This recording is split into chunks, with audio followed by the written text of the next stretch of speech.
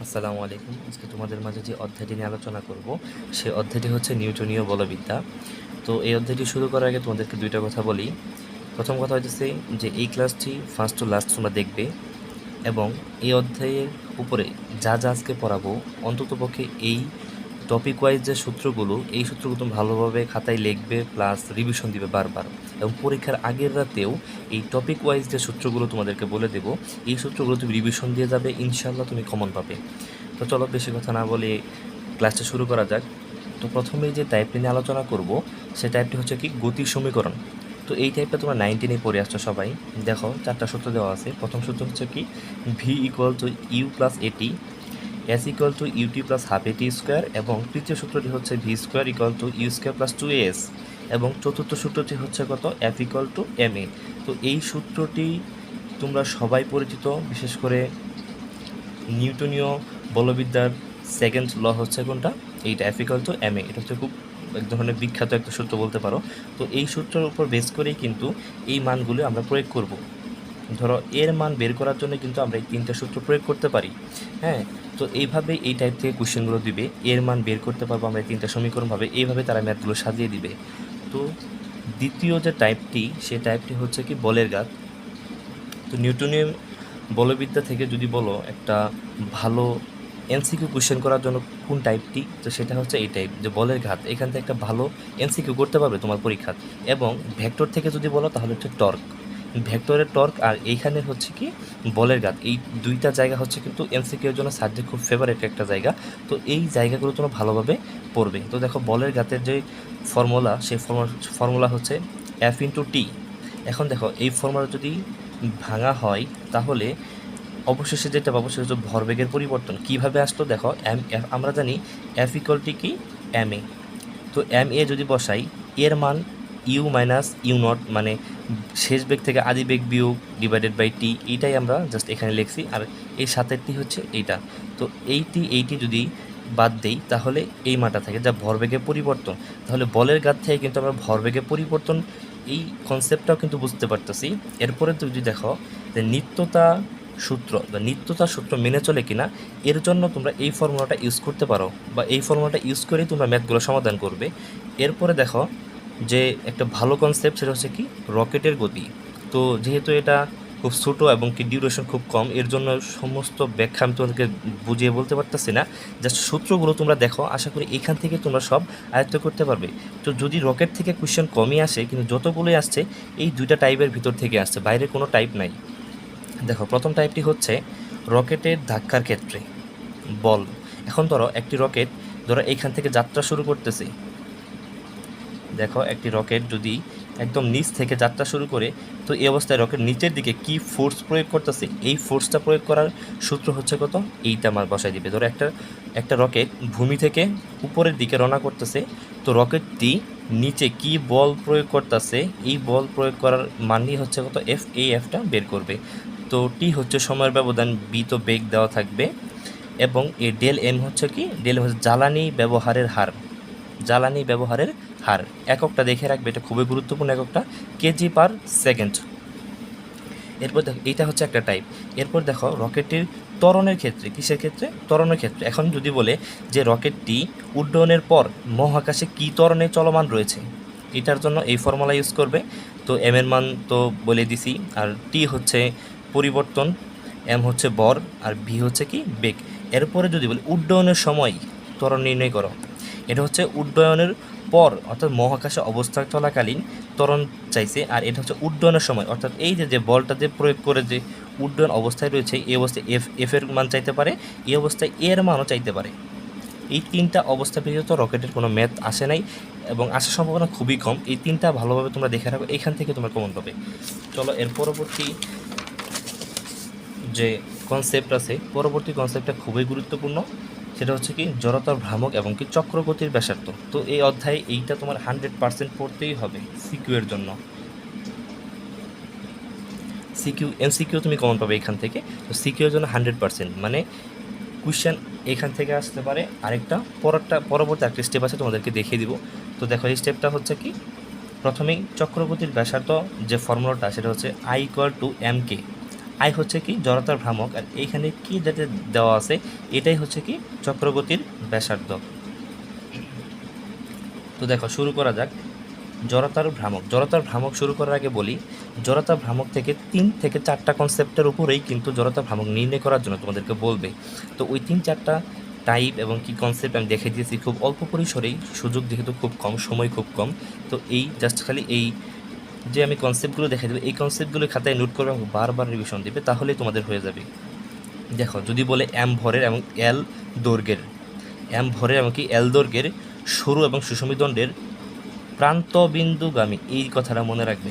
দেখো একটা দণ্ডের প্রান্তবিন্দু অবস্থায় রয়েছে না, এটা প্রান্তের দিকে রয়েছে না, তো এই ক্ষেত্রে তোমার জড়তার ভ্রামক হচ্ছে I=1/3 ml²। এখন তুমি যদি বলো আমি চক্রগতির ব্যাসার্ধ এইটা মুখস্থ করবো না, তাহলে কি করবে, এই জড়তার ভ্রামক আছে না আয়ের মানটা জাস্ট এখানে বসাই দিবে, এই সম্পূর্ণটা এখানে বসাই দিলেই লাস্টে তোমরা এই মানটা পাবে।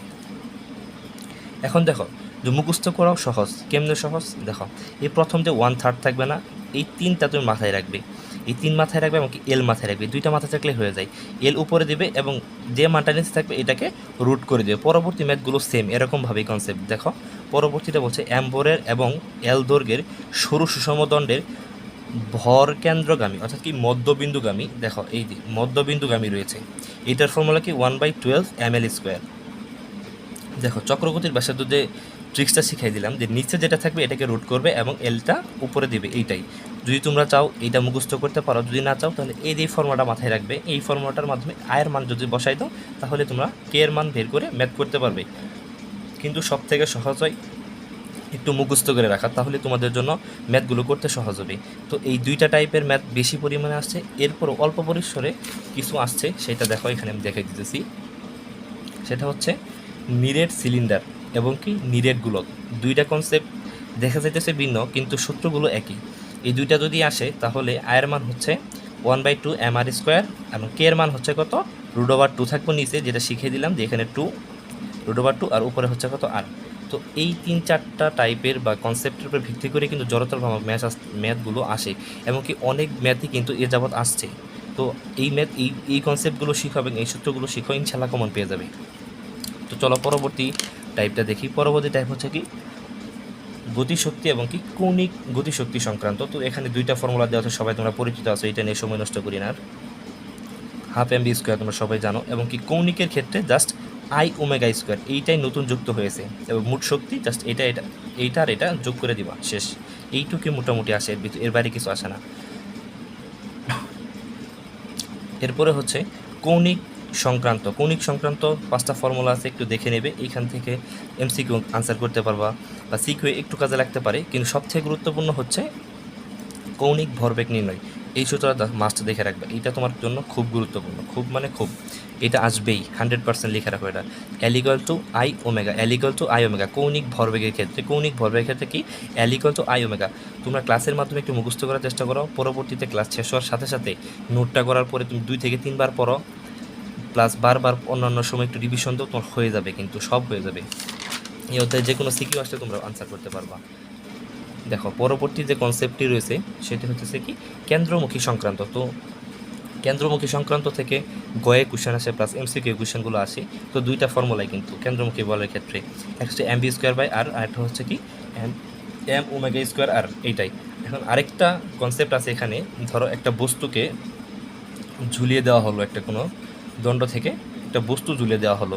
এখন এই বস্তু যদি ঘুরতে থাকে বা দুলতে থাকে তাহলে এইটা হচ্ছে তার সর্বোচ্চ বিন্দু এবং এটাই হচ্ছে কিন্তু তার সর্বনিম্ন বিন্দু। এটা আমি লিখে রাখছি, ম্যাক্স এবং কি মিনিমাম। দেখো তাহলে ম্যাক্সে টি এর মান কত হবে, অর্থাৎ কি সুতার টানটা কত হবে, এবং কি মিনিমামে বা সর্বনিম্ন বিন্দুতে টি এর মানটা কত হবে। তো সর্বোচ্চ বিন্দুতে টি এর মান হচ্ছে mv²/r প্লাস mg, এবং কি সর্বনিম্ন হচ্ছে t=mv²/r মাইনাস mg। সর্বনিম্নের জায়গাতে হচ্ছে কত মাইনাস, আর সর্বোচ্চ জায়গায় প্লাস। এটা একটু মাথায় রাখো, এই কনসেপ্টটা থেকে কোশ্চেন আসে। এরপরে আরেকটা গুরুত্বপূর্ণ কোশ্চেন এখানে লেখো, 100% আসবেই সিকিউয়ে, জড়তার ভ্রামক বা ব্যাংকিং, 2টা থেকে একটা কোশ্চেন আসেই। এই অধ্যায় থেকে কোশ্চেন করলে এগুলো থেকে আসবেই। দেখো ব্যাংকিং নিয়ে অনেকে অনেক ধরনের ভয় পায়, টেনশন করে কীভাবে ব্যাংকিং শিখবে। কিচ্ছু শিখতে হবে না, জাস্ট এই 3টা ফর্মুলা শিখো, এই 3টা ফর্মুলা দিয়েই ম্যাথ। যদি বলে সমতলে রাস্তার বেগ, সমতল রাস্তার বেগের কথা যদি বলে তাহলে V equal to root over mu S into R G. আরটা কি রাস্তার বাঁকের ব্যাসার্ধ। এখন দেখো মেইন যে দুইটা ফর্মুলা সেটা হচ্ছে কি টেন থিটা আর একটা হচ্ছে কত সাইন থিটা। টেন থিটাতে কী বের করবে, টেন থিটা হচ্ছে কি ব্যাংকিং কোণ, টেন থিটা কি ব্যাংকিং কোণ। Tan theta equal to V square by R G. R এর মান তো বলে দিলাম, এখানে রাস্তার বাঁকের ব্যাসার্ধ আর ভি হচ্ছে কি গাড়ির বেগ। এইটা দিয়ে তুমি ব্যাংকিং কোণ নির্ণয় করবে, এটা গয় দিবে ঘ দিবে। এরপরে বিশেষ করে গয়ে যে গোলা ম্যাথগুলো দিবে সেটা হচ্ছে কি এই ম্যাথটা ব্যাংকিং উচ্চতা নির্ণয়ের ক্ষেত্রে sine theta equal to H by X. এইচটা হচ্ছে কি রাস্তার এক পাশ হতে অন্য পাশের উচ্চতা, আর এক্স হচ্ছে কি রাস্তার প্রস্থ। তো এই ফর্মুলাগুলাই জাস্ট এই তিনটা বা বিশেষ করে এই দ্বিতীয় দুইটা লাস্টের দুইটা ফর্মুলা একটু বেশি করে প্রয়োগ করো। তুমি সিকিউগুলো হাত দিয়ে দেখো, সবগুলো তুমি সিকিউ পারবা, ভয় পাওয়ার কিছু নেই। জাস্ট এইগুলো জাস্ট ভালোভাবে শেষ করো তাহলেই হবে। এরপরে দেখো পরবর্তী যে কনসেপ্ট রয়েছে সেটা হচ্ছে কি সংঘর্ষ। তো সংঘর্ষণে বেশি পড়তে হবে না। সংঘর্ষ দুই প্রকার, স্থিতিস্থাপক এবং অস্থিতিস্থাপক। তো তোমাদেরকে বেশি শিখাচ্ছি না, যেখান থেকে সিকিউগুলো আসার সম্ভাবনা রয়েছে এবং কি আসছে সেগুলি তোমাদেরকে জাস্ট দেখাচ্ছি, এর বাইরে তোমাদেরকে পড়তে হবে না। এগুলো ভালোভাবে পড়ো, শেষ, এনাফ। দেখো স্থিতিস্থাপকের যে দুইটা কোশ্চেন আসবে যে ভরবেগের সংরক্ষণশীলতার নীতি মেনে চলে কিনা, এই ক্ষেত্রে এই ফর্মুলাটা ইউজ দিয়ে ম্যাথগুলো করবে। এবং কি গতিশক্তি সংরক্ষণশীলতার নীতি মেনে চলে কিনা, এই ক্ষেত্রে এই ফর্মুলাটা ইউজ করবে, শেষ, আর কিছু শিখতে হবে না। এখন যদি অ্যাডমিশন বা বাড়তির জন্য একটু পরে রাখতে চাও তাহলে সংঘর্ষের পরে বেগ চাইতে পারে, এটা বোর্ডে আসতে পারে বাট খুব ডিফিকাল্ট, অ্যাডমিশনে আসার সম্ভাবনাটাই বেশি। তো ভি1 এবং কি ভি2 এর মানটা খুব সমস্যাপূর্ণ একটা মান, তোমাদের শিখতে কষ্ট হবে। বাট যদি যারা একটু আগে থাকতে চাও তার অবশ্যই এই দুইটা ভি1 এবং কি ভি2 এর মানটা একটু কষ্ট করে একটু ট্রিক্স খাটিয়ে একটু শিখে নেবে নিজ দায়িত্বে প্লিজ। এরপরে ঘর্ষণ থেকে আরেকটা কোশ্চেন আসবে, ঘর্ষণ গুণাঙ্ক কী। দেখো যদি বেগের কথা বলে তাহলে এই ফর্মুলা ইউজ করবে, আর যদি ত্বরণের কথা বলে এই ফর্মুলা ইউজ করবে। গতীয় ঘর্ষণ, এখন ঘর্ষণও কিন্তু দুই প্রকার, স্থিতি ঘর্ষণ এবং কি গতি ঘর্ষণ। তো গতি ঘর্ষণ গুণাঙ্ক যদি চাই তাহলে ওই ক্ষেত্রে এই যে এমকের মান দেওয়া থাকবে, এর মানটা হচ্ছে কি ত্বরণের মানটা বের করবে। এইটুকুই হচ্ছে কি ঘর্ষণের কনসেপ্ট। এর পরবর্তীতে যে কনসেপ্ট রয়েছে সেটা হচ্ছে কি লিফটের জন্য, অর্থাৎ এতক্ষণ তোমাদের যা পড়াইলাম এর মাঝখান থেকেই কিন্তু সিকিগুলো আসে 95 থেকে 80% থেকে যত সিকিউ আছে এর মধ্যে আছে। আমি দেখলাম যে লিফটের জন্য কিছু 3-4টা সিকিউ মনে হয় এ যাবত আসছে। 17 সালে একটা কোয়েশ্চেন আসছে, আর সমন্বিত বোর্ড 18 সালে কোয়েশ্চেন আসছে এই লিফটের থেকে আসছে বলতে ধরো একটা দড়ি দিয়ে কোনো একটা বস্তুকে ঝুলানো হলো, এমনটাও এই টাইপের একটা সিকিউ আসছে। ধরো একটা দড়ি, এখানে একটা বস্তু ঝুলিয়ে দিছে, হ্যাঁ, এমন টাইপ দিয়ে। এটা কিন্তু লিফটের মতোই আকৃতি প্রকাশ করে। তো লিফটারটা আসবে সরাসরি অ্যাডমিশনে, তোমরা খুব গুরুত্ব যে কোনো ভার্সিটিতে কোয়েশ্চেন পাবা, হ্যাঁ। আর বোর্ডের জন্য হচ্ছে এই কনসেপ্টটা দিয়ে দিছিল ম্যাথটা, যে একটা দড়িতে একটা বস্তু ঝুলিয়ে দেওয়া হলো। তো এইভাবে কোয়েশ্চেনগুলো দিবে তোমাকে। তাহলে চলো লিফটের কনসেপ্টটা শেষ করি। এটাই হচ্ছে সর্বশেষ কনসেপ্ট এই বলবিদ্যার অনুসারে। খুব স্বল্প পরিসরে তোমাদেরকে বোঝানোর চেষ্টা করতেছি, এইটুকু যদি তুমি অন্তত বুঝে থাকো তাহলে তোমাদের জন্য এনাফ। আর যারা না বুঝতে পারতেছো তারা অবশ্যই কমেন্টে জানাবা, আমি তোমাদেরকে অবশ্যই আবার বুঝিয়ে দেওয়ার জন্য কীভাবে ব্যবস্থা করাতে আমি সেগুলো করব। তো দেখো লিফটের জন্য দুইটা কনসেপ্ট প্রয়োজন, একটা হচ্ছে কি সমবেগ, আর হচ্ছে কি সমতরণ। এই দুইটা কনসেপ্টের বাইরে আজ পর্যন্ত কোয়েশ্চেন আসে নাই, আসার সম্ভাবনা নেই, ভার্সিটিতে আজ পর্যন্ত আসে নাই, এবং কি এগুলোই আসবে, বিশ্বাস করো এগুলোই আসে। দেখো সমবেগের যে কনসেপ্টটা, ধরো এটা একটা কি লিফটে একটা ব্যক্তি উপরের দিকে বল কাজ করছে, আর নিচের দিকে কি কেন্দ্রমুখী বল যেটা বা অভিকর্ষ ত্বরণ যেটা নিচের দিকে টানবে সেটা হচ্ছে কি এমজি। ধরো এটা একটি এমভরের একটা বস্তু বা ব্যক্তি আর কি, এখানে ব্যক্তি দাঁড়িয়ে আছে, হ্যাঁ। এখন এটা দুইটা বল কাজ করতেছে, তাহলে দেখো আমরা নিউটনের সূত্রটি প্রয়োগ করব, summation of F equal to M A. তাহলে যেহেতু সমবেগের কথা বলছে সেহেতু এখানে কিন্তু ত্বরণটা শূন্য, তো ত্বরণ শূন্য হলে কি এই দুইটার মান কী হবে, শূন্য হবে। তাহলে দেখো আর এর মান কিন্তু এর বিপরীত দিকে কাজ করছে, অর্থাৎ এফ এর মান কিন্তু এখানে আর মাইনাস এমজি হবে, যেহেতু এর উপরের দিকে এটা নিচের দিকে, আশা করি এটুকু বুঝতেছে অন্তত পক্ষে। তাহলে R minus MG equal to 0, তাহলে আর ইকুয়াল টু কত হবে এমজি, আর ইকুয়াল টু কত হবে এমজি। তো সমবেগের ক্ষেত্রে এই কনসেপ্টটা প্রয়োজন। আর দেখো এই দুইটা তোমাদের এখন লিখে দেখাবো সমতরণের ক্ষেত্রে। এখন দেখো দুইটা কনসেপ্ট এখান থেকে বেশি কোশ্চেন আছে, এটাই হচ্ছে কি 5 স্টার ধরতে পারো। এখান থেকে কনসেপ্ট তোমাদের কোশ্চেনগুলো দেবে। যদি বলে একটি লিফটের ভিতরে ব্যক্তি সমতলের উপরের দিকে উঠতেছে, ধরো উপরের দিকে উঠতেছে, হ্যাঁ, এই ক্ষেত্রে কনসেপ্টটা কি, এইখানে কনসেপ্ট হচ্ছে কি summation of F equal to হচ্ছে কত এম এ। যেহেতু উপরের দিকে উঠতেছে তাহলে এটা কি প্লাস বা ধনাত্মক হবে, তাহলে এফ এর মান হচ্ছে কত, আমরা উপরে দেখলাম আর মাইনাস এম জি। দেখো আর উপরে যে কাজ করতেছে, এম জি নিচের দিকে কাজ করতেছে, তাহলে R minus M G equal to হচ্ছে কত, এম এ। দেখতেছো? আচ্ছা, এখন যদি আরটা এই পাশে রাখার পরে যদি এম জিটা ওই পাশে নিই, তাহলে এম জি প্লাস হয়ে যাবে, M G plus M A. তাহলে এরপরে যদি এম কমন নেই, তাহলে জি প্লাস এ। ওকে, আর ইকুয়াল টু হচ্ছে এই ফর্মুলাটা তোমরা দেখতে পারতেছো। অর্থাৎ আর ইকুয়াল টু কি, দেখো আরেকবার দেখো, এম ইন্টু জি প্লাস এ, এই ফর্মুলাটা। আর যদি ত্বরণ যদি নিচের দিকে নামে, তাহলে কি হবে দেখো, same concept, summation of F equal to হচ্ছে কত, এম এ। দেখো এফ এর মান হচ্ছে R minus M G equal to হচ্ছে কত, এখানে দেখো যেহেতু সমতল নিচের দিকে নামতেছে, তো এর আগে কি একটা মাইনাস হবে, তাহলে মাইনাস এম এ। এখন এম জি ওই পাশে নাও, দেখো আর ইকুয়াল টু এম জি ওই পাশে নিতে হবে plus R minus M A. তাহলে আর ইকুয়াল টু যদি এম কমন নাও, জি মাইনাস হচ্ছে কত এ, এই দেখো হয়ে গেছে, এই যে দেখো। এখন আর এর মান যদি দেখো সমতরণে উপরের দিকে উঠতেছে, তাহলে সহজ একটা ট্রিক্স শিখাই দিই। যদি বলে সমতল উপরের দিকে উঠতেছে, উপরে বললে এখানে প্লাস, আর যদি সমতল নিচের দিকে বলে তাহলে এটা হবে কি মাইনাস। তাহলে আর এর মান হচ্ছে ইকুয়াল টু সমতরণ এখানে উপরের দিকে এম ইন্টু জি প্লাস এ, আর যদি নিচের দিকে বলে এম ইন্টু জি মাইনাস এ। তো এই ছিল আজকের পর্যন্ত কনসেপ্ট। তো লিফটের কনসেপ্ট এই পর্যন্ত, এইগুলো শিখলে এনাফ।